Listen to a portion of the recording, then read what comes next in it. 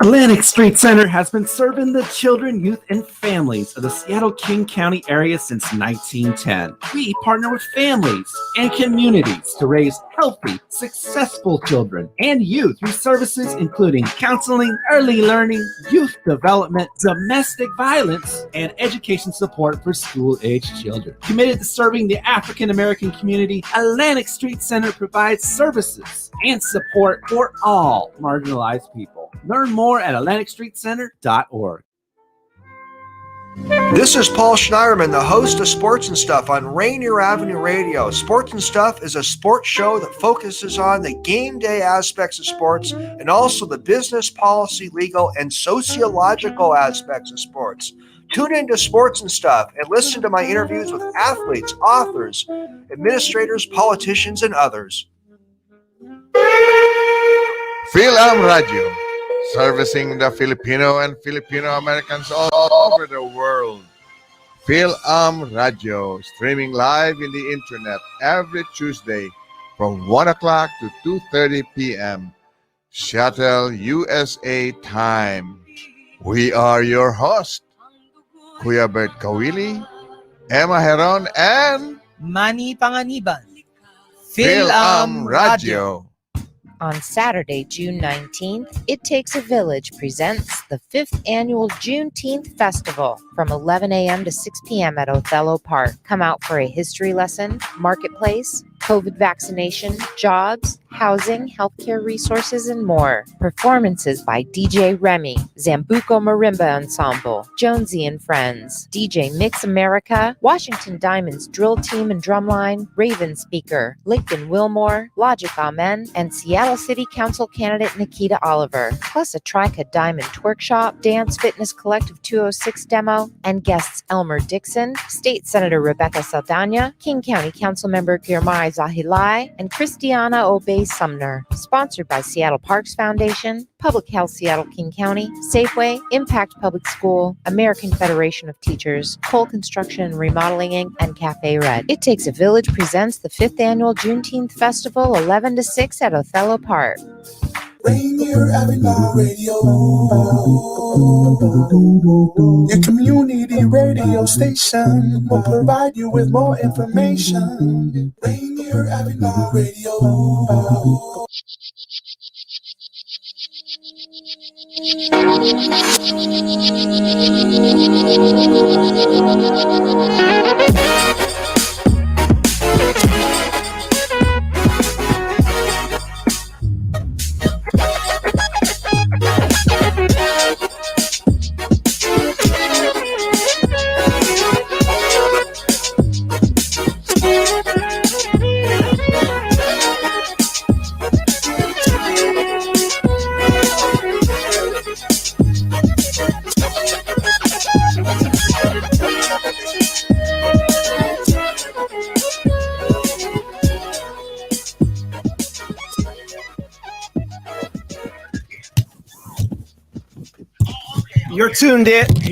You're tuned in to Community Spotlight on Rainier Avenue Radio. Our host, Yvette Dinish, having a couple of difficulties getting her on real quick. So feel free to chill right here until she arrives. She will be interviewing, of course, our guest of the evening, the executive director of the Refugee Artisan Initiative, Ming-Ming Tung-Edelman. As part of the virtual workshop and skill building session presented by the Refugee Artisan Initiative and World Affairs Council of Seattle, as she is taking part from her session to talk with us. And as soon as Yvette arrives, we will start the broadcast. So stay tuned, enjoy these tunes while we wait for our host, Yvette Dinish, to join us live on Rainier Avenue Radio, your community radio station. Okay, I'm in. You see me?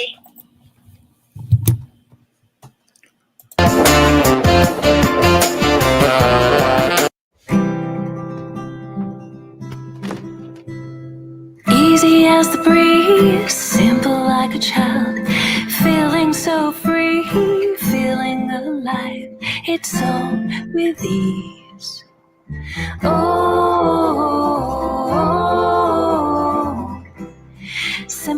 like it's meant to be. Less effort, more collaboration. KissFlow, digital.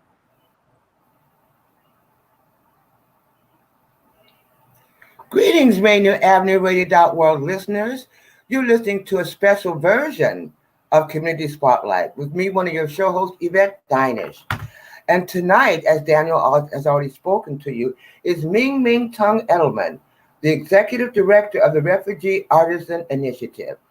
And it's like, I think every nonprofit, there's usually a personal reason why they started this particular nonprofit. So, Ming-Ming, are you ready to share with us how you came about to found this particular nonprofit? Thank you so much for inviting me to be on your show. So I'm Ming-Ming Tung-Edelman. I'm the founder and a current executive director of the Refugee Artisan Initiative. We are based in Lake City, north end of the town. So exactly what you say, Yvette, that every nonprofit founder has their story, why it started to start the organization. And for me, I myself is an immigrant from Taiwan. I come to America over 35 years ago. However, my grandmother has such an influence on me. She was a single mother in a small village of Taiwan, where I come from, with very little education, but able to raise 3 children as a home-based seamstress, making clothing for a lot of village ladies. And she also made all my clothes when I was growing up. So I really understand that giving somebody tools and skills can transform lives. And that's how I started, because I want to welcome the newly arrived refugee and immigrant women to Seattle who have sewing and handcrafting skills, but who may not have the language and understanding of our culture, and they have a lot of barrier like childcare, transportation, they don't drive, or some even have disabilities. I want to be able to provide them a pathway to become self-sufficient with the skill that I already have. So that's why it inspired me to start the organization. Okay, you didn't mention what year did you begin your nonprofit? Yvette, I cannot hear you. Oh, when did you start your nonprofit?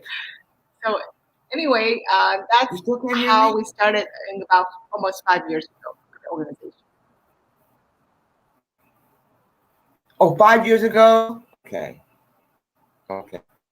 Can you hear me now still? Listening to Rainier Community Spotlight live on with Ming-Ming Tung-Edelman. I appreciate being invited to speak about our event. It was for Fair Council of Seattle and Embassy in Synagogue regarding our collaboration event today on artisan skills exchange. And it is also right before the International World Refugee Day on June 20th. I think it's very appropriate for us to use this platform, working with other artisans, to also create awareness of migration of people from around the world. So today we just completed this morning a 2-hour session with our synagogue, these 3 artisans from over there, showing us the work they do and how they are able to use their own skills as a shoemakers, as a fabric design makers, along as a clothing makers, applying their skill and their culture.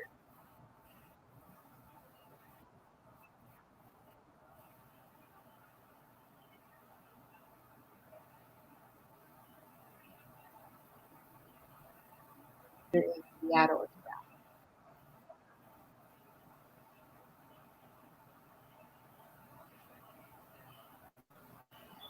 well. So, Yvette, can you still hear me?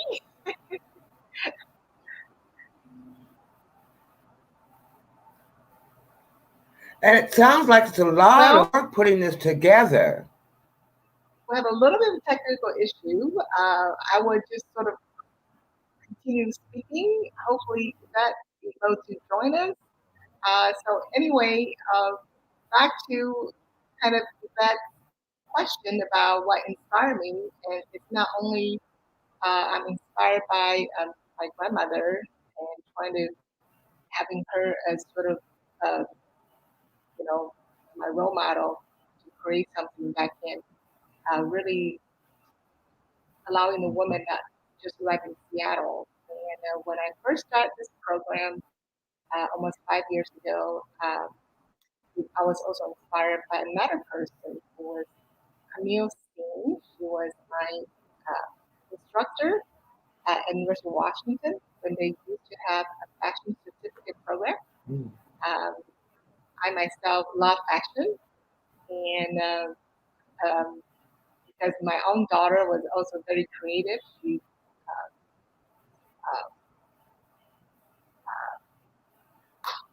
uh, so she inspired me to be able to um, start working with women here in Seattle because she was an instructor teaching women how to sew. So because of that, I was able to connect with a group of women in Seattle. And the first group was women from Bhutan living down in the Kola area. That was one artisan. She knows how to sew. And just being arrived in Seattle, family of a lot of children, family of 7 children. She's the oldest. So for her, it's important to be at home helping her parents with the siblings, along with using their skills. So because of that success with the Bhutanese community, making our first product lines, which is what you see here as our fabric necklace, so upcycle ever since we started, and that's how we start with training.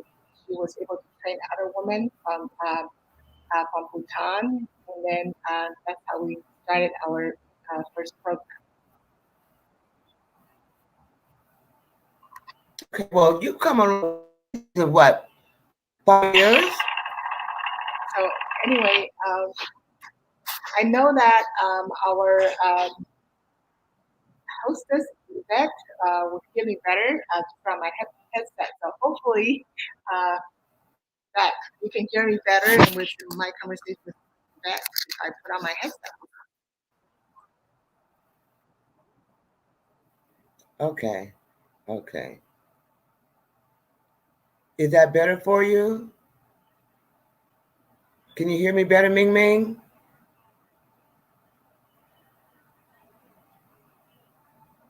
We're speaking with Ming-Ming Tung-Edelman, the Executive Director of the Refugee Artisan Initiative.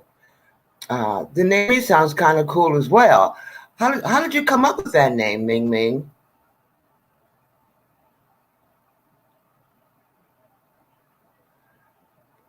Radio Avenue Radio listeners, you're listening to Community Spotlight, and evidently we're having some communication issues because we're live right now.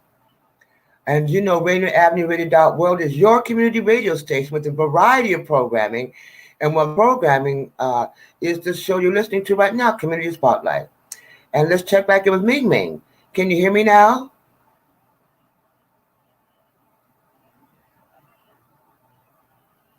I'm not sure. Can you hear me, Ming-Ming? Well, one of the things when I read what she's doing is Refugee Artisan Initiative. It's a 2-part event.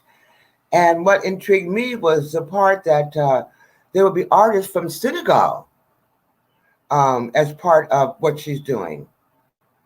How did that come about, Ming-Ming? She still can't hear me, Daniel. Okay. I will type her the question, so be patient with me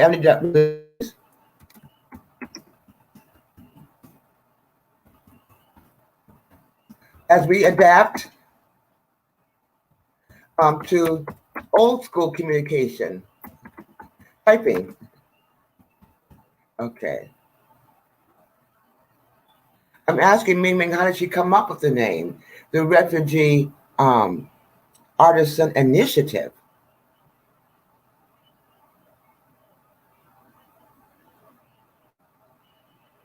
And I can't hear her. We can't hear you, Ming-Ming.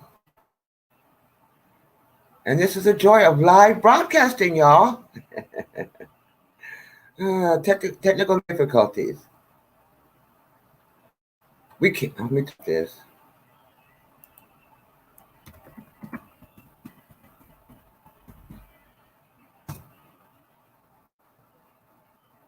Okay, now we've asked her to take off the headset.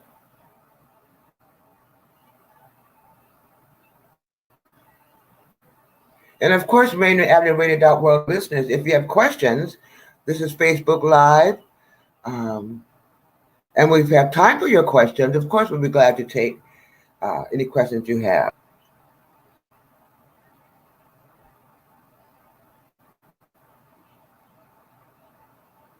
Well, she's speaking to her.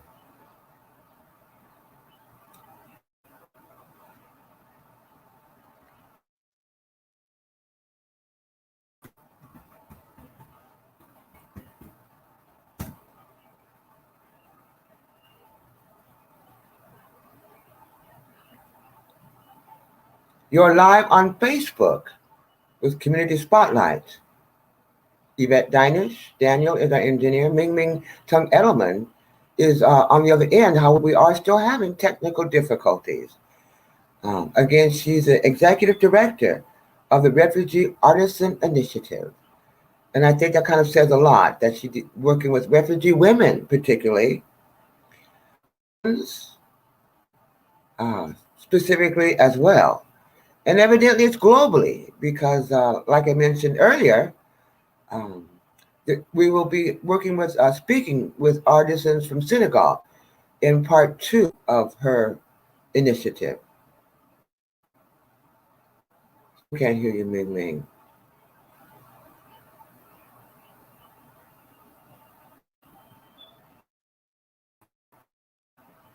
So if you're watching us on Facebook Live, listeners, you can see that she's speaking, but we can't hear her. Unfortunately, it looks interesting, doesn't it?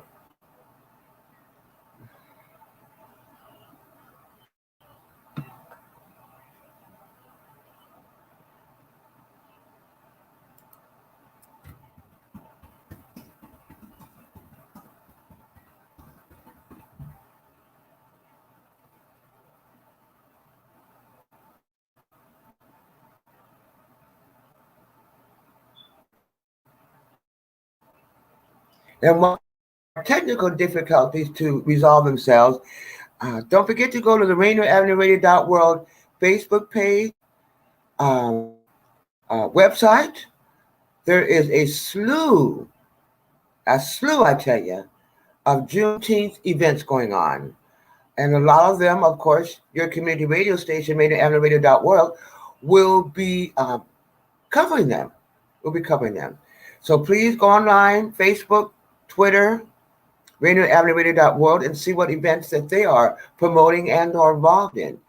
And of course, we also have sports are back, high school sports, and Rainier Avenue Radio.world, I believe, is in like their 3rd year working with Metro and the Washington State Athletic Association to be the exclusive broadcasters in most cases.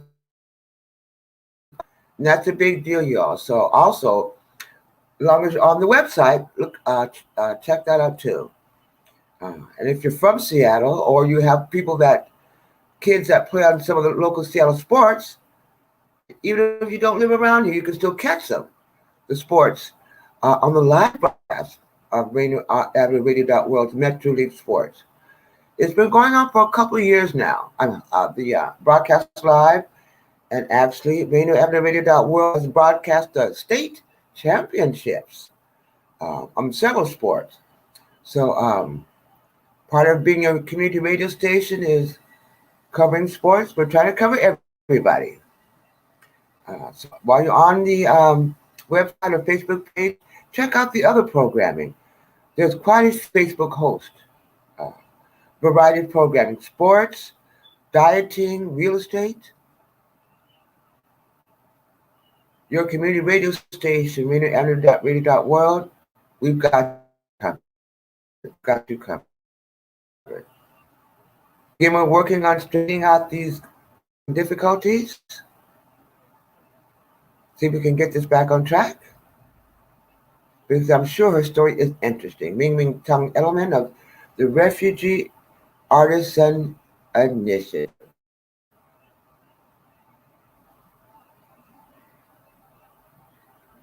Do we have her back yet, Daniel? Okay, then.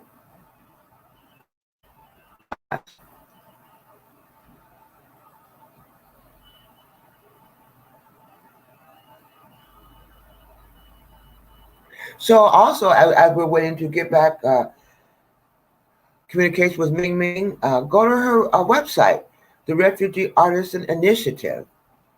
And there you can read as well on what they're doing and how it got founded and what else is going on with what they do. And more of her story and how she's founded this nonprofit.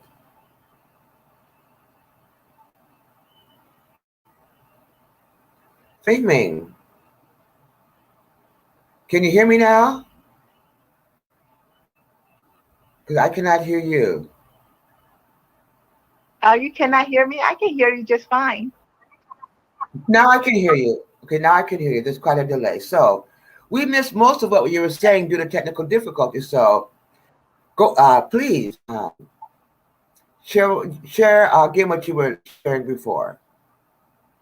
Sure. I was just saying that, we were start doing small batch manufacturing of jewelries, coat, accessories, even some very simple garments locally. But then when pandemic hit, what happened was that since we are upcyclers, we have a plentiful amount of fabric, including a very newly arrived boxes and boxes of clean and used cotton bed sheets. And being nimble and innovative, and plus my background, I'm coming from a healthcare background as a pharmacist. I knew right away that COVID was a serious issue and we need to provide PPE for our frontline workers. I need to figure out how we can get them made quickly and also provide our artisans the income to do that. So I started my first ever GoFundMe campaign. It's called Immigrants and Refugees Make Gears Against COVID-19. And that was launched on March 19th of last year. And within a couple of days, we raised over $10,000. We just start using the money that we raised, making this quickly, and to distribute it, particularly our healthcare workers working in a clinic. And when that time, reusable, cloth mask was hard to find. So we knew right away that, I like I said to other people, it was a perfect storm for our organization. Was sort of combining the skill set our women already have, and very quickly, because these women are always home-based, because we designed the program for them to work from home. And then all the project we have done has been teaching them tutorial via video demonstration. We always make a video of every project because we have women from around the world. We have women from so far from 6 different countries, speak different languages. So visual demonstration was always very important. So we're able to make videos step on how to make masks, and then have just 1 or 2 staff at a time cutting out these bed sheets into mask size and with elastic, and just starting making a ton of masks, distribute them as quickly as we can to our community. So that was our major pivot in 2020. Well, good for you. Good for you. Good for you. Now, can people go to your website and see some of this, like the tutorials or pictures of some of the things you've done? Yeah, so if you go to our website, it has our stories, and you can see the mask. We not only, in the beginning, we're making masks, really just trying to make it as quickly and just one style of mask. But as COVID, it dragged on. When the Black Lives Matters, we were the first at making Black Lives Matter masks. And then the election time, get out to vote. We have our vote mask.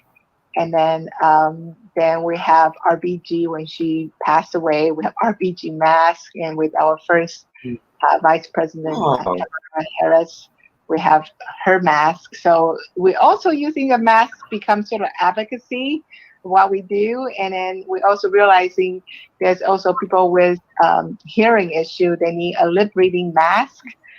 We also made those window masks, and we also have a patent a mask for sip and snack, so allow you to eat and drink while wearing your a mask. So this past year of mask making. Make all kinds of masks, and you can see all these masks on our website as well.